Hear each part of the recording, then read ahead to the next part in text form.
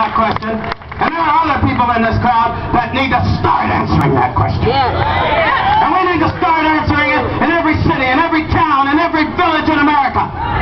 Because a government of, by, and for the people cannot survive without them. There's nothing exciting about a speaker that shows up when the people don't. But there's everything possible when the people show up, even if nobody else does.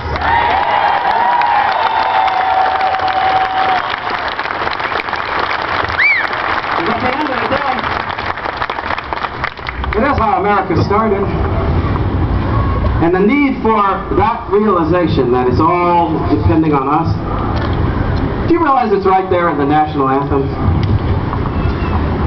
I've been saying this to folks lately because it just struck me deeply lately as I've been singing the anthem and listening to it.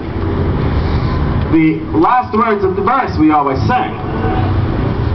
Oh, say does that star-spangled banner yet wave o'er the land of the free and the home of the brave? That's a question. Yes. Oh. That's not a statement, y'all. We talk about it as if it's a statement. We talk about it as if it is affirming something wonderful we are. No, it is putting a question to us. And that question rings down through every generation since that anthem was put on paper by the poet. It rings down to every person, to every individual, to every American.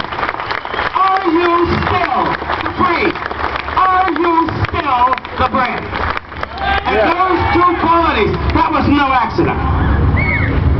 As you see, you can't have freedom if you don't have courage.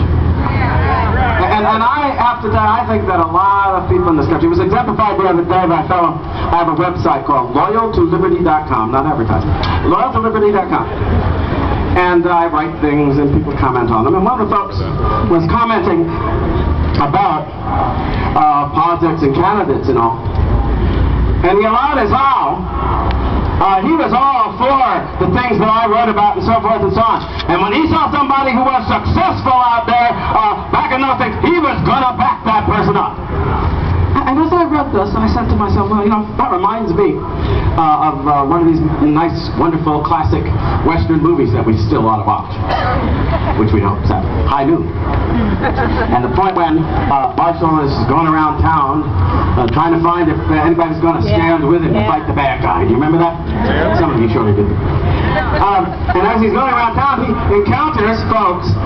The first kind of people are the people who are hiding in the basement, told their wives to come to the door and say they weren't home. That's the first kind of folks. The second kind of folks were the folks who came to the door and said, and looked at him and said, well, that's what we hired you for. Marshall slammed the door. See? And then there were the third kind of people sort of like this fellow. Well, you know, you get 4 people to make that lobby with you. You can count on that. And they closed the door. And don't you understand what that means, y'all? It means that from being individuals who are willing to think through what we believe to be right and stand for it, come with it, we have become herd animals, we have become sheep, we have become lemmings, we have become those who are willing to follow some Pied Piper of glamour and success over the cliff of oblivion. So that's as long as we think that's where people are going. The beauty of our American way of life is that we understand that government of, by, and for the people cannot succeed unless every individual has the faith, has the heart, has the courage to stand for what is right on their own.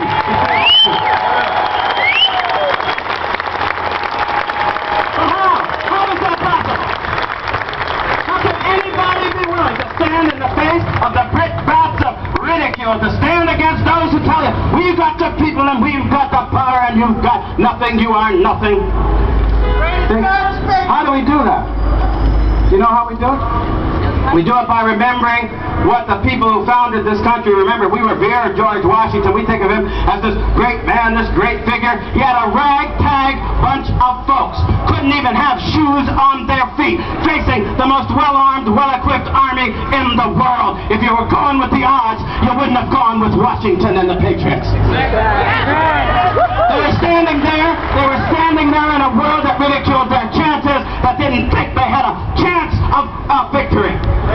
But at the end of the day, they did not waver. They stood through the harshest winter. They stood through all of the defeats. And you know what?